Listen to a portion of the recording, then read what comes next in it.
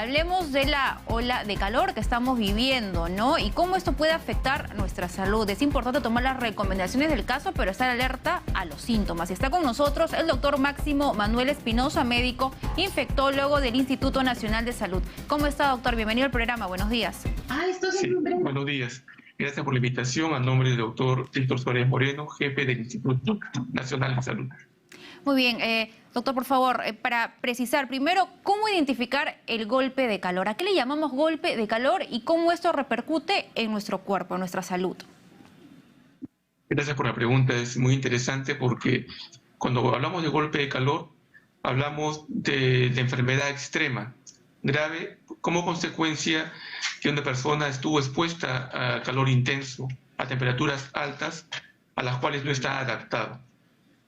Cuando alguien, digamos, se expone a una fuente de calor como la luz solar, por ejemplo, uno puede estar dentro de una habitación, en una oficina, puede estar dentro de un vehículo o puede estar en la calle.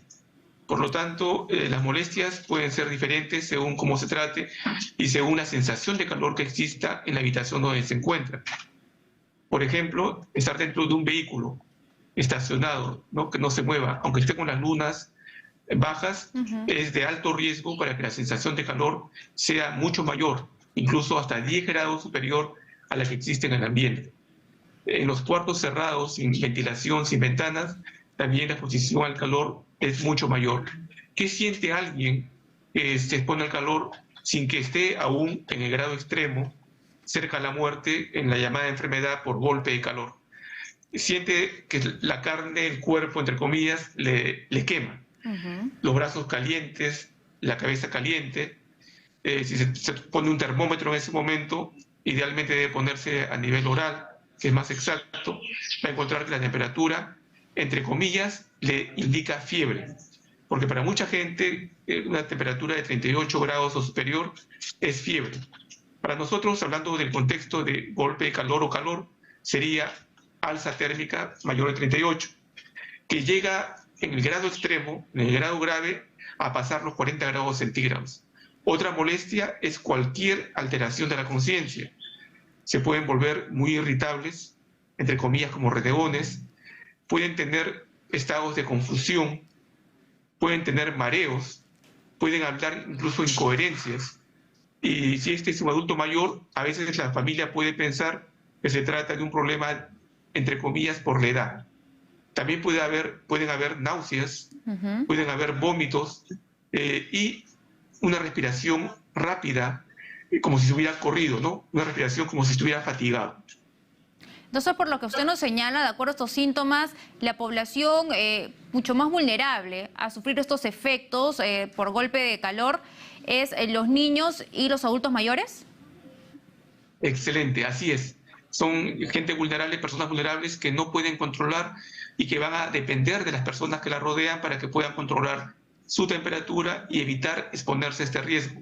Niños menores de 5 años, adultos mayores, pero también cualquier persona con alguna otra enfermedad, ya todos conocen los términos, le decimos comorbilidad, digamos diabéticos, hipertensos, cardiópatas, personas que sufren de los riñones, sobre todo insuficiencia renal, o incluso personas que con alguna enfermedad de fondo toman medicamentos que van a hacer que pierda muchos líquidos y también electrolitos como sodio o potasio.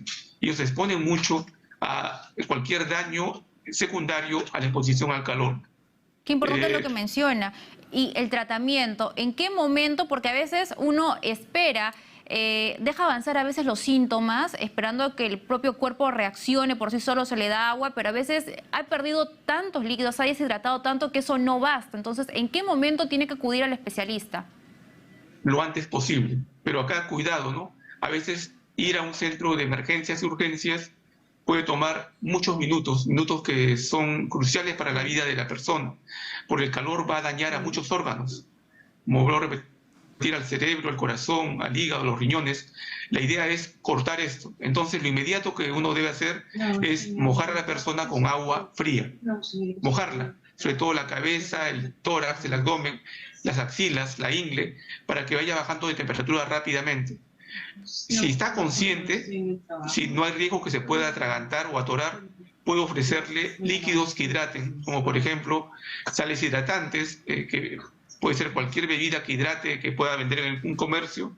Si estoy en un local que tengo de repente cosas de cocina, puedo darle un suero casero. Las madres de familia que recuerdan el año 91, que tuvimos cólera en el Perú, saben hacer el suero casero. ¿Cómo se hace el suero casero? 1 litro de suero casero se hace con 8 cucharaditas de azúcar, más una cucharadita rasa de sal, en 1 litro de agua hervida fría. O a un vaso le echo 2 cucharaditas de azúcar y una pizca de sal. Esa es una bebida hidratante. Entonces, puedo ofrecerle líquido hidratante y en simultáneo, mojándolo y dándole de beber si está consciente, lo transporto de inmediato al centro de salud más cercano. En verdad, el golpe de calor se hace el diagnóstico por la temperatura que se mide, y si su temperatura corporal, debido a la temperatura externa, supera los 40 grados centígrados, entonces en ese momento llamo a esta enfermedad golpe de calor, que es un sinónimo a decir que está un paso previo a la muerte. Qué importante lo que menciona y le agradezco por este tip que nos acaba de dar, ¿no? Porque no hay excusa para no estar atentos y no aplicarlos. Y quería preguntarle a propósito, hablamos de las personas con comorbilidades y quería hablar también de la incidencia. ¿Cuántas personas fallecen en nuestro país a consecuencia del golpe de calor? La estadística actual no es de repente la que quisiéramos que sea exacta. Hay una grave subnotificación. Me explico. Por ejemplo, los adultos mayores casi nunca piden líquidos. Tiene que haber alguien que esté dando vueltas para decirle, tómate, sírvete, ¿no? Incluso tiene alguien que rodearlo para ver si la habitación es caliente o no es caliente. Como vuelvo a repetir, nos confundimos y creemos que es parte de la vejez, que es parte de la enfermedad, hasta que ya es muy tarde, ya no hay nada que hacer. Por lo tanto, dentro de su pregunta va a ser importante que cualquier cambio que veamos en personas vulnerables, vamos a hablar de adultos mayores o niños, debemos explicarlo por 2 aspectos. O está deshidratado o está con la temperatura alta debido al calor externo que no ha sido bien controlado, al menos por su cuerpo. Entonces, de inmediato actuar. Las estadísticas, en verdad, que tenemos desde el pasado solamente hablan de casos graves como golpe de calor y muerte. Y había reportes de dentro de 60 a 80 personas, sobre todo adultos mayores o niños, que han tenido este diagnóstico, pero posiblemente la cantidad real sea mucho mayor. Incluso hablamos de repente de miles de personas expuestas a este riesgo, sobre todo aquellas que aún siendo jóvenes que ponen a una labor fuera de las paredes, como una labor en la calle, por ejemplo, en la vía pública, sin ninguna protección. Entonces, ejercicio más calor extremo pueden llevar a un cuadro crítico rápidamente, a lo incluso de pocos minutos, que puede llevar a esta persona a la muerte inminente. Usted mencionaba algo importante y es verdad, muchas veces los adultos mayores no consumen mucho líquido y no solamente se tiene que ver esto con el golpe de calor. Uno tiene que consumir líquido, tiene que tomar agua para que el cuerpo funcione bien, el cuerpo lo requiere. Y también sucede a veces que a los niños no les gusta el agua. No sé si usted habrá escuchado que prefieren una bebida un poco más endulzante porque no le encuentran un sabor agradable al agua. Entonces, ¿cuántos litros tiene que beber sea un niño o un adulto mayor, que es la población más vulnerable, para estar correctamente hidratado? Claro, esto es relativo en base a la edad, en base al peso y en base a la pérdida de líquidos, pero se dice en general, como una tasa media, deben ser 8 vasos de agua, mejor si es hidratante, que es igual a decir 2 litros. Recuerde que estos aspectos deben ser parte de la vida diaria, ¿no? Deben ser parte de la prevención. Por ejemplo, si no me queda otra que estar en la calle porque es mi trabajo, debo protegerme. Debería usar, por ejemplo, sombreros de ala ancha. Protejo mi piel también de la luz solar, ¿no? Luz ultravioleta sobre todo, con relación al cáncer de piel. Y también ropa holgada. La gente cree que si hay calor debo quitarme la mayor cantidad de ropa. Eso es mentira. Debo usar ropa suelta, camisas de manga larga que cubran la mayor parte de mi cuerpo. Si es mujer, faldones o pantalones anchos, ¿no? Que permitan justamente también reducir el riesgo de la acción del calor directo. Debe haber un espacio para que haya un intercambio de calor y yo pueda refrescarme. Muy bien, importantes estos datos y acá quiero solamente agregar a un miembro de la familia que es sumamente importante, las mascotas, también no hay que descuidar ello. Muchas veces se ven que las mascotas son puestas en la azotea, ¿no? Sin algún techo que los pueda proteger y sin agua fresca, por favor. Si una persona no se siente responsable de asumir lo que implica tener una mascota, pues mejor es no tenerla. Y si lo va a tener, por favor, a cuidarlos como se debe. Muchísimas gracias por esta entrevista, muy amable.